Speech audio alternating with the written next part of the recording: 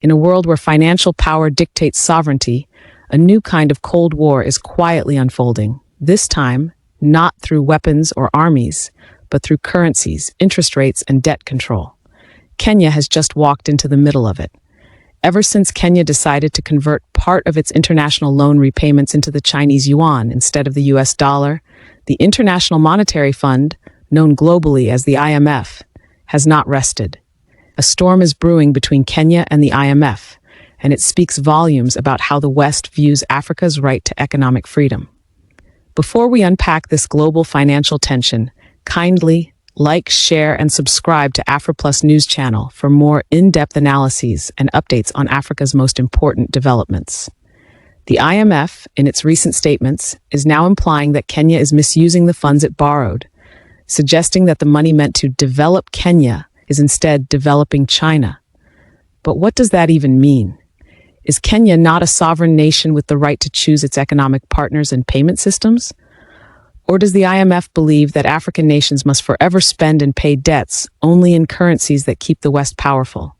This accusation, masked as concern, raises a deeper question.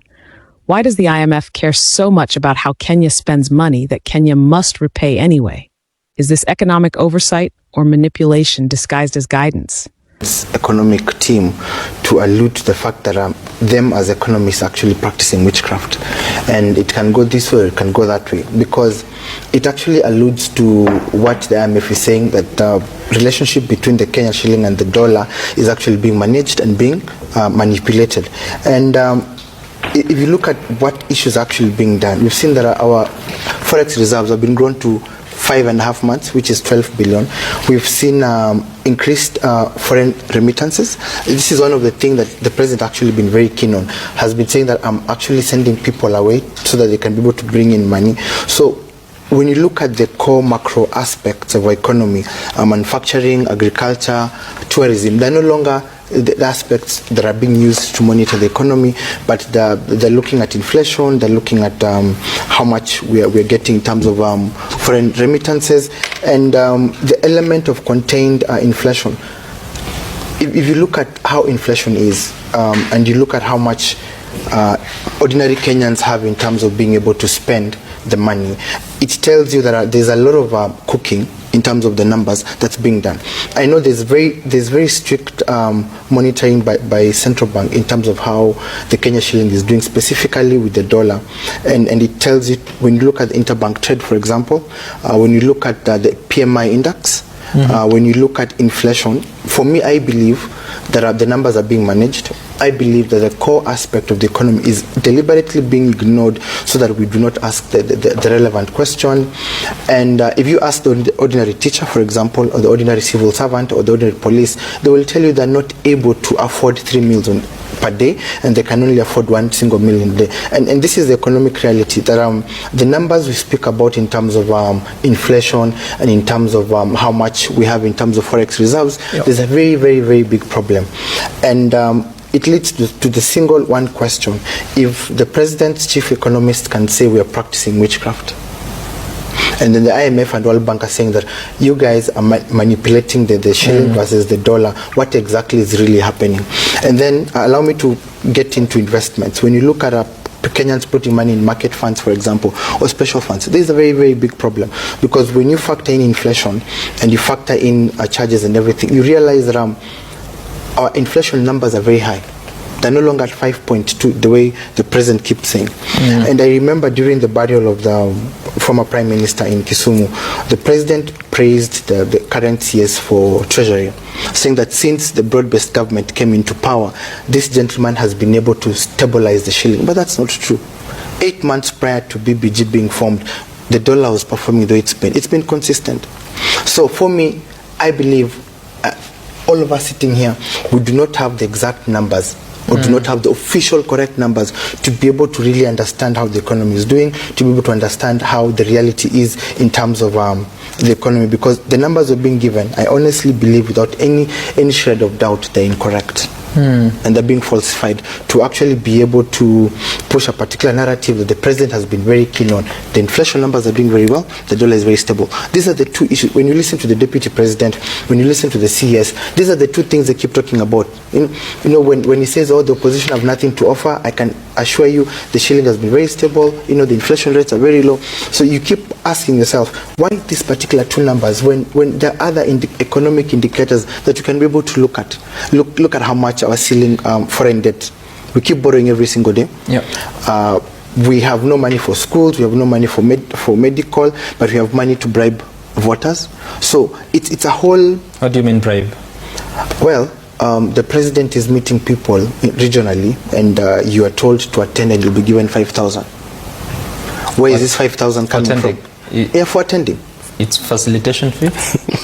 I come from Webuye. The president was in Kakamega. I don't need 5,000 to attend a meeting in Kakamega. I only need 200 shillings. So am I being given 5,000 shillings? And when you look at how the shilling versus the dollar is doing, and you look at how much money we are borrowing every single day, yeah, there's no accountability. Explain to me why we have no money for healthcare, no money for education, no money for capitation, but we have money to fund the president's campaign trail across the country. Tell me, who knows here, before I get to you, who knows, because the CBK bulletin reports two figures. Three. There's the inflation rate at 4.6% as of October 30th. Then there's core inflation at 2.7%, and then there's non-core inflation at 9.9%. And the non-core is on the rise. What is core and what is non-core? I think first and foremost, we were just discussing here how come key numbers are not being released anymore. If you look at the unemployment rate, our economic report looks at the global rate and not our local rate. If you look at core inflation, different economic methods arrive at different numbers. If you look at what are the parameters you're using to arrive at particular numbers. We look at core, we're looking at the food prices, food serve prices, we're looking at the fuel aspect, we'll be looking at the forex reserves. So this will actually be able to give you the core number.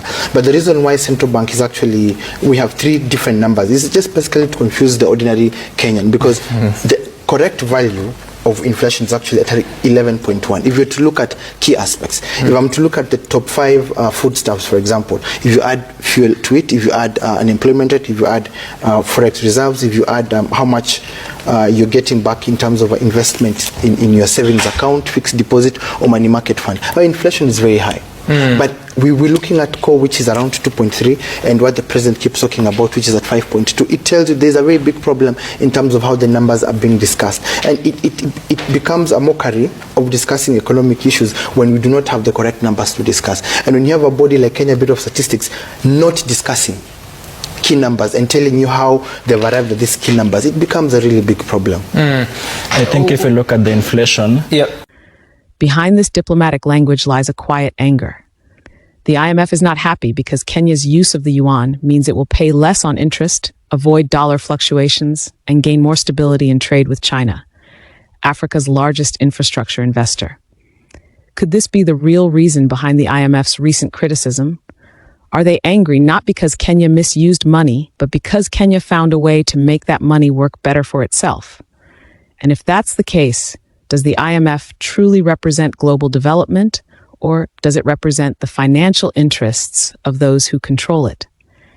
Breaking news, IMF, World Bank and US, they are not happy with Kenya because of what Kenya did to them. So as you all know, recently Kenya, they converted a $3.2 billion loan into Chinese Yuan. So they were supposed to pay this loan using the US dollar, but now they are going to pay it using the Chinese Yuan. So the main reason why they did this is because previously they took a loan from IMF, but they used part of this loan to pay off some of the Chinese loan, and IMF is not happy with this. They are saying that they thought that this loan was supposed to develop Kenya economy, and maybe just develop Kenya by building up schools, roads, hospitals, not to help China. As you all know, China and USA, they are not in good terms, and IMF is not happy that their money, their US dollar is helping them, is helping Beijing and not Kenya.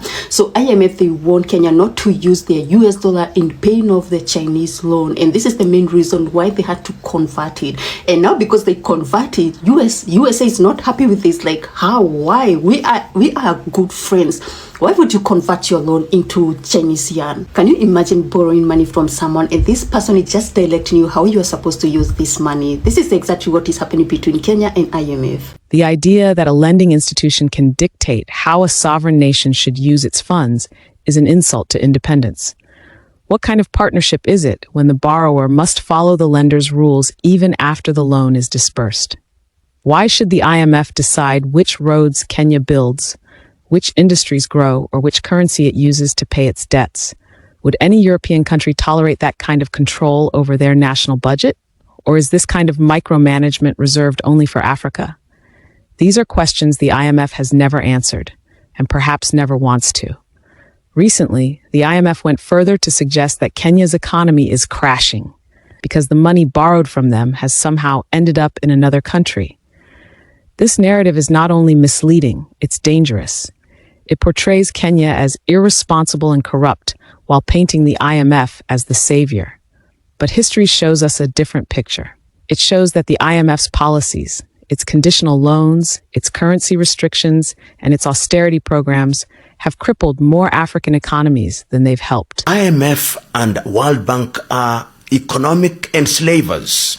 What they are designed to do is to ensure that we are in a perpetual state of debt. You can never get out of IMF and Bretton Woods institutions generally because they want to ensure that they control your economy, and when they control your economy, they control your politics, and when they control your politics, they control you, and when they control you, they bring in military bases, and when they bring in military bases, they determine who governs you, because if you don't play ball, they are going to instigate the armies to overthrow you, because in any event, African armies want to be trained in Sandhurst, they still want to be trained in the United States of America, so their world view is still dictated by those foreign powers. What we must do as a continent is to use our institution for purposes of financing our affairs. So why is the same institution that caused so much financial suffering now pretending to be the moral voice of economic discipline? For decades, the IMF has presented itself as a friend of Africa. Yet its record tells another story, one of debt dependency, manipulated currency policies, and political influence disguised as economic assistance. How many times have African nations been forced to cut social programs, sell national assets, or devalue their currencies just to satisfy IMF conditions? And when those same policies lead to unemployment, inflation, and unrest, who takes responsibility? Certainly not the IMF. Instead, it blames the same African nations it claims to help. Shouldn't the time have come for Africa to finally say, enough is enough? When Kenya decided to pay in yuan, it was more than a financial decision. It was a symbolic act of independence. It signaled that Africa no longer wants to be trapped in the web of dollar dependency. But for institutions like the IMF, that move threatens a long-standing system where African economies remain predictable, controllable, and easily influenced. Could this be why every attempt by African countries to diversify financially is met with fear, discredit, and resistance? Is the IMF really protecting Kenya, or protecting the dominance of the very currencies that keep Africa under economic surveillance? This situation is not just about Kenya, it's about Africa's future. If one African nation can successfully manage its debts through an alternative global partner like China, it challenges decades of Western financial dominance. That is why this Cold War between the IMF and Kenya matters to every African watching today. Because if Kenya is punished for seeking fairer terms, what message does that send to other nations hoping to break free from IMF control? Will they be bullied back into submission, or will they stand their ground and redefine Africa's economic destiny? The truth is, the IMF has long constituted the backbone of Africa's financial struggles. Its loans have often come with chains of policy control, trade limitations, and currency restrictions. Africa borrows, pays back with interest, yet ends up poorer. And while this continues, the IMF keeps its image polished as the world's rescuer of struggling nations. But who will rescue Africa from the IMF itself? Who will speak for the millions whose livelihoods have been crushed under the weight of austerity measures imposed by people who never lived a day under those same conditions? In conclusion, Kenya's decision to use the yuan is more than a financial transaction. It's an act of defiance against decades of economic manipulation. And the IMF's reaction exposes the fear of losing control over Africa's financial destiny. The world is watching, and so are millions of Africans who are tired of seeing their nations demonized for simply trying to make independent choices. What do you think about this growing tension between the IMF and Kenya? Is it really about economics or about power? Share your honest thoughts in the comments below, but please do so respectfully. Thank you for watching AfriPlus News Channel. If you value our work and want us to keep bringing you balanced and fearless African analyses like this, please support us by joining our channel membership or sending us a super thanks. Don't forget to like, share, and subscribe for more updates on Africa's rising voice in the global arena. Disclaimer: this analysis is based on publicly available reports and observations. It reflects independent editorial commentary intended for educational and analytical purposes only. AfriPlus News Channel does not promote hate, misinformation, or any form of hostility toward any nation or institution.